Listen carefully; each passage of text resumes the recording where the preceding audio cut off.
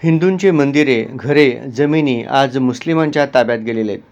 वक्फ board हे फक्त मुस्लिमांसाठी स्थापन केलेले एक बोर्ड आहे. वक्फ बोर्डच्या भारतात 3 नंबरच्या जागा आहेत. आज आपल्या सोलापुरातच साखरपेठ या भागात वक्फ बोर्डने कब्जा केल्यामुळे कितीतरी हिंदूंचे जीवन उद्ध्वस्त झाले आहे. महाराष्ट्रातील अनेक मंदिरांच्या जागेवर बेकायदेशीरपणे त्यांनी कब्जा केलेला आहे. तो एक असा कायदा आहे, मुस्लिम ज्या जागेवर हक्क सांगतात ती त्यांची जागा होऊन जाते. त्यामुळे शासनाने एकतरी वक्फ बोर्ड कायदा रद्द करावा.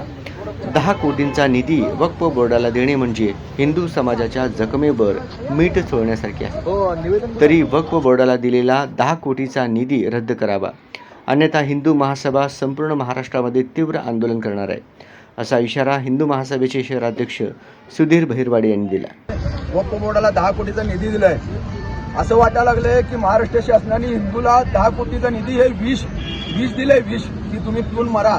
आज साखरपेठमध्ये एवढा मोठा आम्ही आज आंदोलन केलं, निलेश राणेंना आणलं, त्यांच्याच ह्याच्यातल्या शासनाचे आमदार आले, परंतु आज तिथं त्यांच्याच शासनाने आज त्यांना 10 कोटीचा निधी दिलाय. त्यांच्याच कार्यकाळामध्ये प्रत्येक महाराष्ट्रातनं वक्फ बोर्ड रद्द करा म्हणून आंदोलन झाले, पण याचा दखल घेण्याच्या ऐवजी आज कुठंतरी त्यांनी 10 कोटीचा निधी हे त्यांना हत्यारं दिलेत. आज उद्धव ठाकरे तर त्यांच्याकडे गेलायच, परंतु एकनाथ शिंदे, फडणवीस साहेब तुमच्याकडनं ही आशा नव्हती की तुम्ही आज हे आमच्यावर जखमीवर मीठ चोळताल. त्याबद्दल तुमचे जाहीर निषेध करतो आणि 10 कोटीचा निधी तत्काळमध्ये रद्द करावा ही हिंदू महासभेकडनं मी मागणी करतो. जय श्रीराम. हिंदू समाज हा पोरका नसून अखंड हिंदू समाज जगात पसरलेला आहे. जर हिंदू एक झालं, जर तुम्हाला सरकार स्थापन करायचं कळणार नाही, आम्हाला हिंदूला तुम्ही न्याय देण्यासाठी का अन्याय करण्यासाठी वक्फ बोर्डला तुम्ही निधी दिला.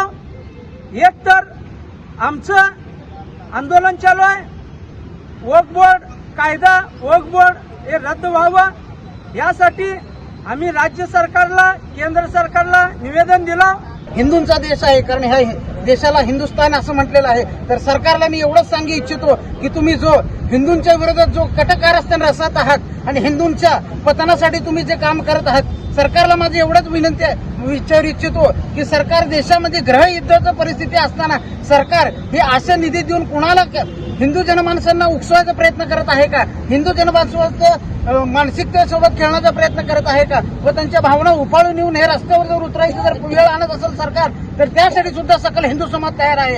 हे निवेदन देतेवेळी सुधीर बहिरवाडे, शिवराज गायकवाड, सतीश आनंदकर, विशाल जाधव, राहुल एलमोटे, शुभम कराळे, प्रशांत पवार, अर्जुन मोहिते, ओंकार चव्हाण, विशाल पवार, सूरज भोसले, प्रसाद झेडगे, रोहित परदेशी, लतेश हिरवे यांच्यासह अनेक हिंदुत्ववादी युवक, महिला मोठ्या संख्येने उपस्थित होते.